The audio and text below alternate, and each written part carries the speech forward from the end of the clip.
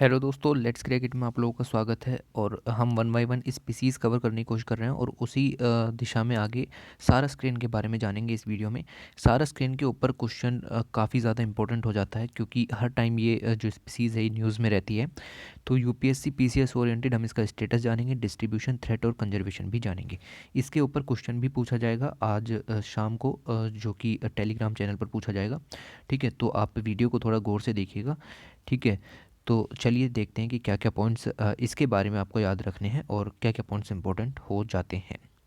तो सबसे पहले बात करते हैं स्टेटस की। वीडियो को थोड़ा सा अच्छी क्वालिटी में देखिए ताकि आपको इनकी जो संरचना है वो भी दिखाई दे कि कितना हिस्सा इनका किस तरीके का होता है।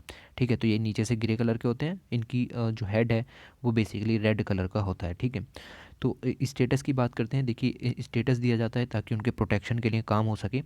तो स्टेटस के बारे में बात करें, सबसे पहला स्टेटस आईयूसीएन के हिसाब से देखते हैं, जो कि वेरी वेरी इंपॉर्टेंट हो जाता है।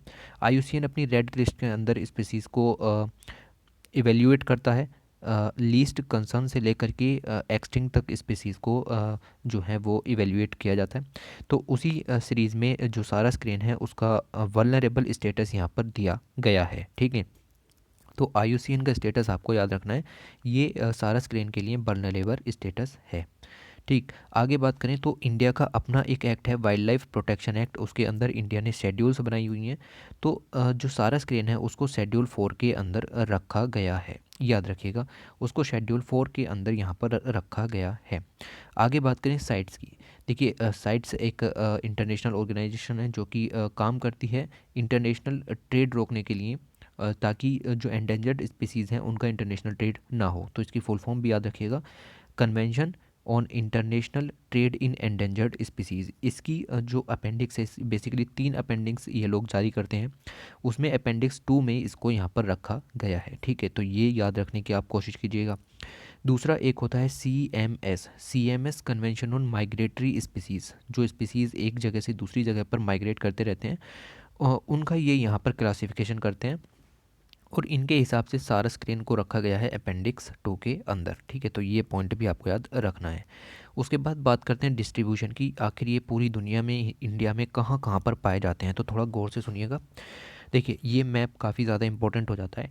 इस मैप के हिसाब से 3 ही रेंज हैं जहाँ पर जो सारा स्क्रीन है वो पाया जाता है। इंडियन सब कॉन्टिनेंट में आप ये देखिए, सिर्फ जो उत्तरी इंडिया है, जो नॉर्दर्न इंडिया है, वहाँ पर ये पाए जाते हैं। ठीक, दूसरा साउथ ईस्ट एशिया के कुछ छोटे छोटे इलाकों में ये पाए जाते हैं, जैसे म्यांमार, लाओस, कंबोडिया, वियतनाम के अंदर।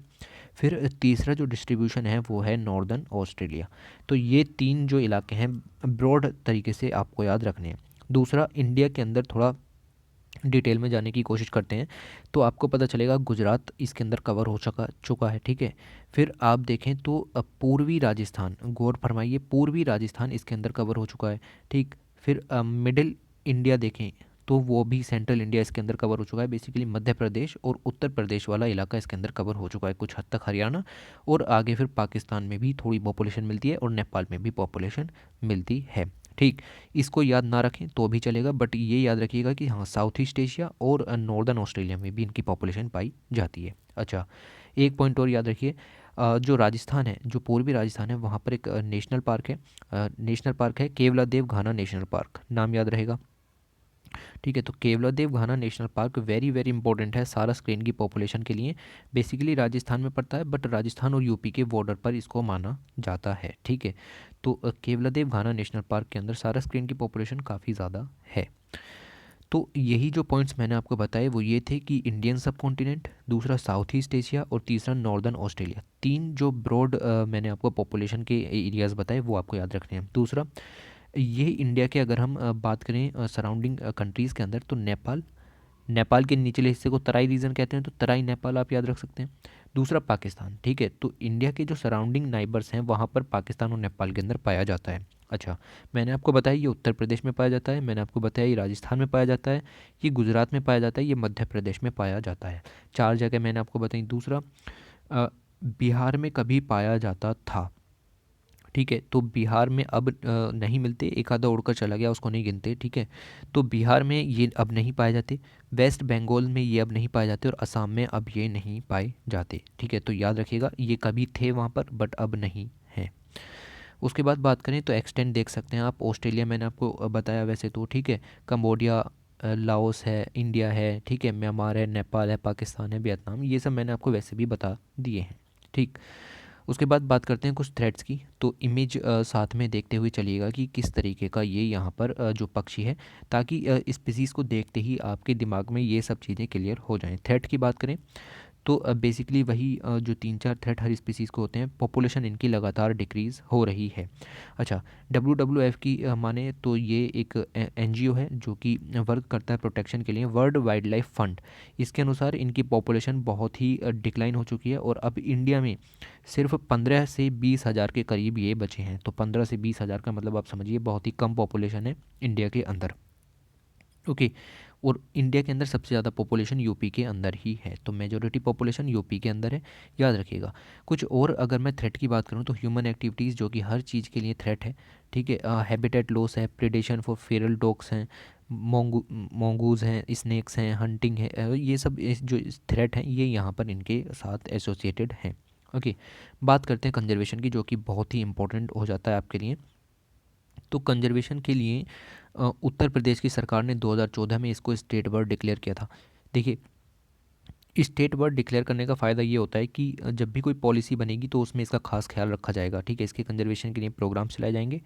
तो उत्तर प्रदेश ने 2014 में इसको स्टेट बर्ड डिक्लेयर कर दिया था।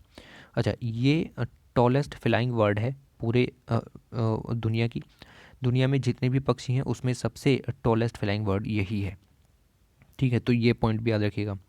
उसके बाद ये बेसिकली नॉन है for live in association with humans. तो ये जो ह्यूमंस के साथ रह सकते हैं, यानी कि इनका जो एसोसिएशन है वो है, ठीक है, याद रखना इस चीज़ को भी। और वेटलैंड्स हैं, मार्शलैंड्स हैं, पॉन्ड्स हैं, ये यहाँ पर रहते हैं। अच्छा, एक वेटलैंड का नाम याद रखना, धनोरी वेटलैंड, जो कि यूपी के अंदर है, ठीक है, तो धनोरी वेटलैंड यूपी के अंदर है, नाम याद रखना। उसके बाद WWF इंडिया, जो मैंने अभी बताया कि NGO है इंडिया के तौर पर जो वर्क कर रहा है, उसने इसके रेस्टोरेशन, इसके मैनेजमेंट और के लिए टेक्निकल सपोर्ट भी प्रोवाइड करी है, ठीक है, ये भी याद रखना। और एक और वेटलैंड का नाम यहाँ सामने आता है, सूरजपुर वेटलैंड, जो कि फिर से यूपी के अंदर ग्रेटर नोएडा में है, ठीक है जी। तो सूरजपुर वेटलैंड का नाम याद रखना, दूसरा धनोरी वेटलैंड का नाम याद रखना, तीसरा जो मैंने केवलादेव घाना नेशनल पार्क बताया वो याद रखना। फिर और भी NGOs हैं, जैसे इंटरनेशनल सारस फाउंडेशन है, तो पूरे वर्ल्ड में सारस के लिए ये लोग काम करते हैं। 3 पॉइंट और याद रखने की, सारस क्रेन टॉलेस्ट फ्लाइंग बर्ड है दुनिया का, और ये जो अपने नेट्स बनाता है, जो अपने घोंसले बनाता है, वो जो फ्लडेड पैडी फील्ड हैं या नेचुरल वेटलैंड्स हैं, तो जो थोड़े से दलदले इलाके हैं उनके आसपास इनके जो घोंसले हैं वो कंस्ट्रक्टेड हुए हुए मिलते हैं, ठीक। तो ये जो दूसरे क्रेन्स हैं उनसे सीधी तरीके से अलग मतलब किया जा सकता है, क्योंकि इमेज देखी हो तो रेड हेड इनका है और अपर नेक इनकी जो वो है रेड, और ओवरऑल ये ग्रे हैं। तो बेसिकली जो और क्रेन होते हैं वो ऐसे नहीं होते, तो सारस क्रेन को देखते ही पहचान लिया जा सकता है, ठीक है। तो इतने पॉइंट आपको याद रखने हैं, ये हमारी वीडियो की लास्ट स्लाइड थी, ठीक है। तो सारस क्रेन के बारे में कहीं से भी इससे ज़्यादा पढ़ने की ज़रूरत नहीं है, और क्वेश्चन अटैम्प्ट करने की कोशिश कीजिएगा, जो आसान पूछा जाएगा। Thanks for watching, take care.